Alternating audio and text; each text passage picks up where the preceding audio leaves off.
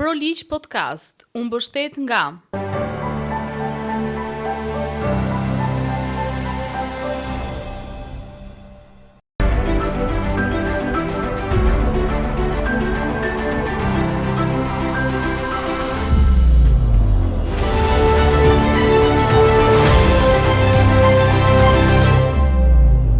Rikthehemi në episodin e radhës të ProLigj Podcast. Do të flasim sot për një ligj shumë specifik, që është konsiderohet relativisht i ri, për ligjin 74/2025 për përgjegjësitë e zgjeruara të subjekteve prodhuese. Është në fakt një ndër aktet më të rëndësishme në fushën e mjedisit dhe ekonomisë qarkulluese në këto vitet e fundit. Si e ndryshon ai logjikën tradicionale të menaxhimit të mbetjeve, duke i kaluar përgjegjësitë nga shteti dhe pushteti vendor tek organizmat prodhues apo tek shoqëritë tregtare prodhuese. Ky është një instrument tipik europian që erdhi si nevojë e diktimit që politikat europiane i bëjnë shtetit ton. Për të folur për këtë temë, kemi të ftuar sot avokatin Enet Topi. Enet, mirë se erdhe. Faleminderit për ftesën. I cili është edhe specialist dhe ekspert i kësaj fushë për ta trajtuar në vazhdimsi ligjin. Na ndiqni. Çfarë ndryshon realisht me këtë ligj në raport me mënyrën se si janë menaxhuar deri tani mbetjet në Shqipëri? Fillimisht faleminderit përsëri për ftesën, është vërtet një kënaqësi të jem këtu me ju. Për nis përgjigjen time duke bërë thjesht një konstatim që e bëra ditën e sotme duke ardhur këtu në studion tuaj për të bërë këtë regjistrim. Po ta keni vënë re dhe ju, vend grumbullimet e mbetjeve në qytetin e Tiranës është pak të themi lënë për të dëshiruar. Pikërisht kjo problematikë, por dhe problematikat e tjera të lidhura ngushësisht me menaxhimin e mbetjeve në Shqipëri, tenton të jap një përgjigje ligji që po diskutojmë sot, së bashku me një tjetër ligj që quhet Ligji Kuadër, ligji për menaxhimin e integruar të mbetjeve, dhe ky i miratuar rishtazi nga Parlamenti Shqiptar. Pse është i rëndësishëm ky ligj? Fillimisht duhet të them diçka, domethënë ligji për nga specifikat dhe nga rëndësia e tij hyn në fuqi vetëm në 1 dhjetor 2026, pavarësisht se është miratuar nga Parlamenti në janar të këtij viti. Kjo do të thotë që të gjitha subjektet që preken nga ky ligj kanë rreth 1 vit kohë të përgatiten për të realizuar detyrat e lëna nga legjislatori me anë të këtij ligji, që janë goxha domethënëse dhe rënduese për subjektet, operatorët ekonomik që preken nga ky ligj. Risia e ligjit, siç e thatë dhe ju pak më parë, është ndryshimi i përgjegjësisë për disa rryma mbetjesh nga shteti dhe pushteti vendor, i cili e transferon këtë përgjegjësi në bazë të parimit ndot si paguan tek subjektet tregtare apo operatorët ekonomik. Cila është kategoria e produkteve që preken nga ky ligj dhe kategoria e prodhuesve që preken nga ky ligj? Tani, aktualisht kemi vetëm 5 rryma që trajtohen nga ky ligj. Por gjatë konsultimit publik, qeveria shqiptare ka bërë të ditur që lista nuk është shteruese. Lista mund të pasurohet me rrymë të tjera mbetjesh. Aktualisht kemi 5 rryma, siç thash, dhe janë amballazhet dhe mbetjet e tyre, automjetet në fund të jetës, vajrat e përdorura, pajisjet elektronike dhe elektrike dhe bateritë dhe akumulatorët. Po ta vini re, këto rryma mbetjesh janë pjesë përbërëse e çdo produkti apo të mire që ne përdorim në përditshmërinë tonë. Pra, thënë thjesht, ambalazhet janë si shisha e qelçit që mban ujin apo një lëng frutash. Ambalazhi është paketimi i një lodre të cilën ne e blejmë në një dyqan. Pra, të gjitha këto produkte që në fund të ciklit të jetës tyre prodhojnë mbetje, janë objekti këtij ligji.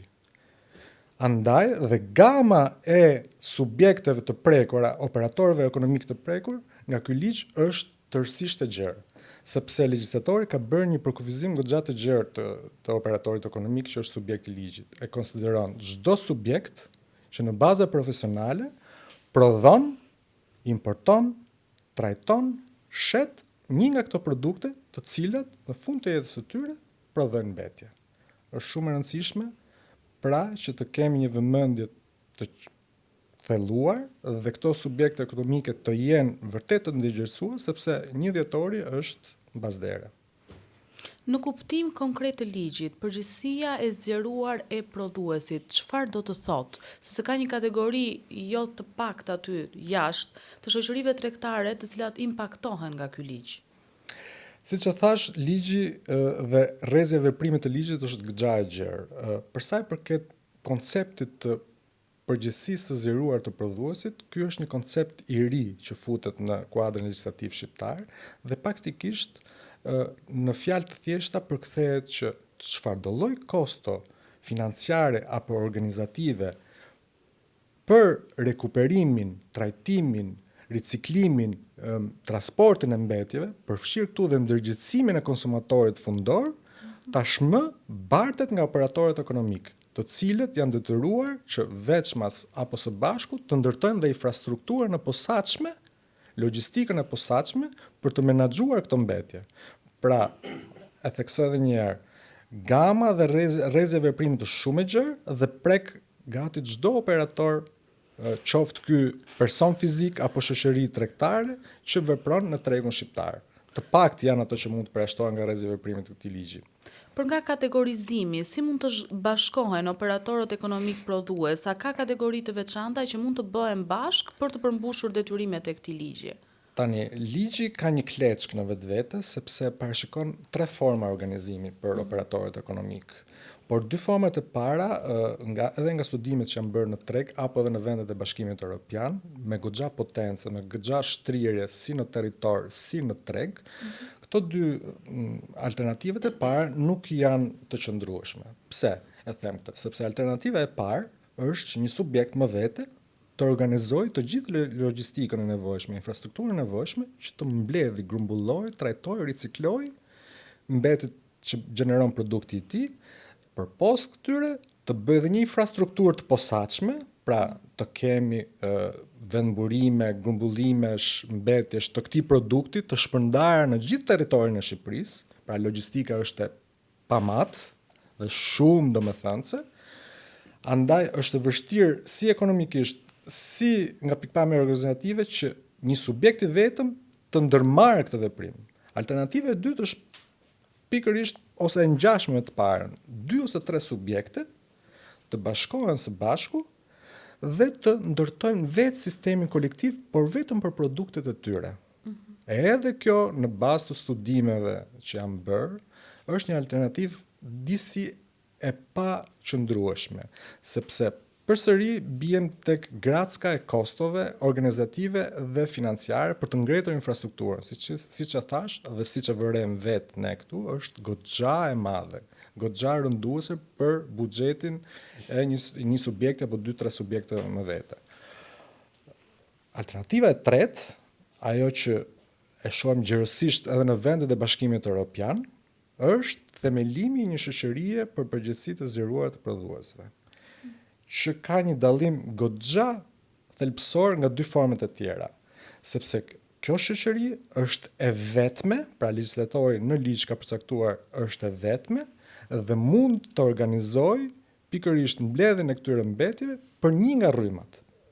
Nuk do ketë prodhim, do bëj vetëm përpunimin. Po. E mbetjeve të shoqërive të tjera tregtare. Pikërisht.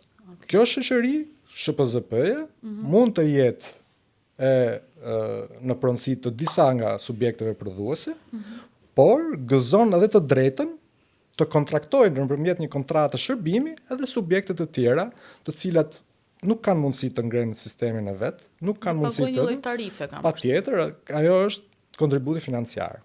Kontributi financiar që paguhet SHPZP-s për të kryer dhe për të realizuar detyrat që ligji ja vesh operatorëve ekonomik.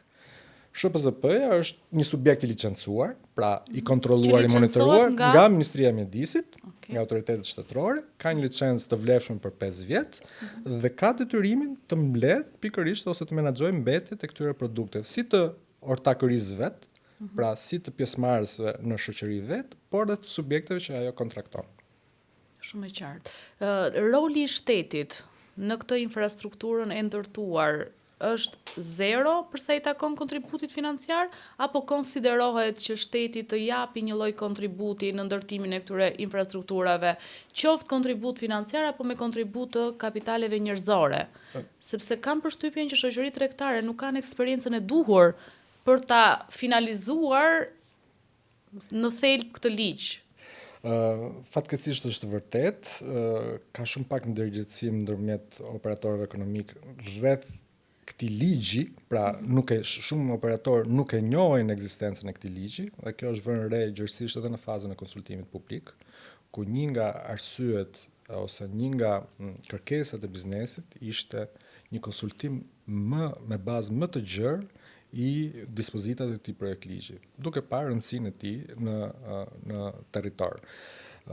Roli i shtetit është minimalist për sa i përket kontributit në ngritjen e infrastrukturës, meqense siç tham, e gjithë struktura tashmë është një detyrim i operatorit ekonomik ta ndërtojë në një nga 3 alternativat që sapo përmenda.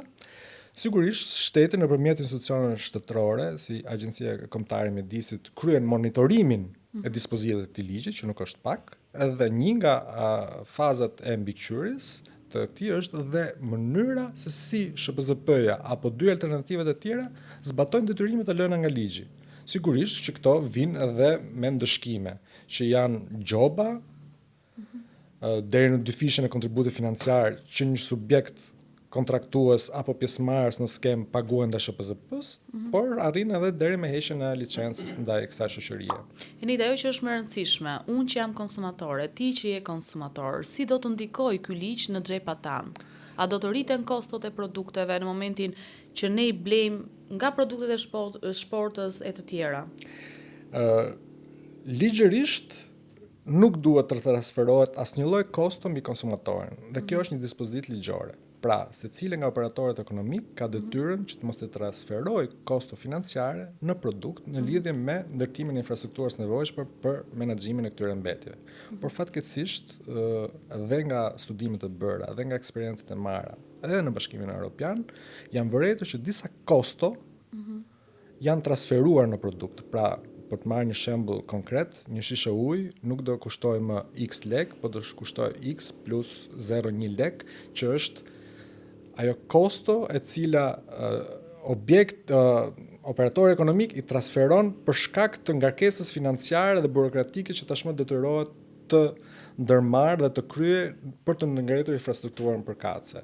Sa më efikase ama të jetë infrastruktura, pra sa më efikase të jetë në punën e vet SHPZ-ja, aq më pak kosto transferohen tek konsumatori final. Dhe kjo është një teori ekonomike shumë e thjeshtë, domethënë. Pra, në qoftë se SHPZ-ja jon do ketë ekonomi shkallë në territorin e Republikës së Shqipërisë, kostot do të jenë vërtet minimaliste, derisa të zerohen fare. Enet, dua të di specifikisht rolin që do të kenë bashkitë e vendit në Republikën e Shqipërisë për sa i takon procesit. A kanë detyrim ato t'ju sigurojnë subjekteve prodhuese një vend në territorin e tyre për të përpunuar këto mbetje? Faleminderit për pyetjen, është një pyetje vërtet shumë e vlefshme, sepse edhe këtu kemi një kleçk. Pra, legjislatori në largpamësimin e tij ka mundësuar dhe ka detyruar tashmë bashkitë të bashkëpunojnë, po vetëm me një nga format e mënyrës organizimit të operatorëve ekonomik, që është SHPZ-ja. Për të thënë të drejtën, kjo ka qenë një insistim i biznesit, sepse versioni i parë i projektligjit nuk linte hapësirë, ose më mirë linte në mëshirë të bashkisë faktin nëse duhet të bashkëpunonte apo t'i ofronte shërbime SHPZ-s. Tashmë, me insistimin e biznesit, është një detyrim për bashkitë e vendit që të lidhin një kontratë me SHPZ-n, dhe me anë të kësaj kontrate, të dyja palët do marrin të drejtat dhe detyrimet e tyre përkatëse në lidhje me menaxhimin e mbetjeve. Dhe këtu përfshihet sigurisht dhe vend grumbullimi që do ofrohet nga bashkitë për këtë lloj mënyre organizimi. Pra, vetëm për mënyrën e organizimit nëpërmjet një shoqërie për përgjegjësinë e zgjeruar të prodhuese, SHPZ-n. 2 mënyrat e tjera alternative ngelen në mëshirë të fatit, e them me shumë keqardhje këtë, dhe prandaj edhe këto 2 mënyra të tjera shihen pak të qëndrueshme edhe nga biznesi, por edhe nga vetë legjislatori.